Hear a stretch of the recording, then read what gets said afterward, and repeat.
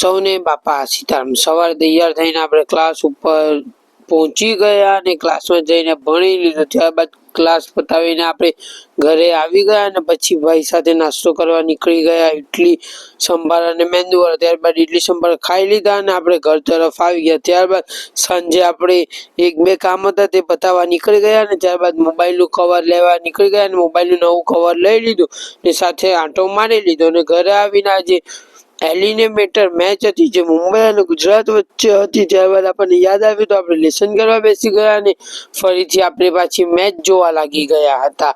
એટલે આપણે મેચ જોવા લાગી ગયા અને મુંબઈ ઇન્ડિયન્સે બહુ મોટો ટાર્ગેટ આપ્યો હતો ગુજરાતને। એટલે આપણે મેચ જોતા જોતા સોડા પણ પી લીધી અને ત્યારબાદ મુંબઈ ઇન્ડિયન્સ હારી જાય તેવી પરિસ્થિતિમાં હતી, પરંતુ પછીથી મારવા ન દીધા અને 3 બોલમાં 21 જોઈ એટલે મુંબઈ ઇન્ડિયન્સ જીતી ગયું હતું।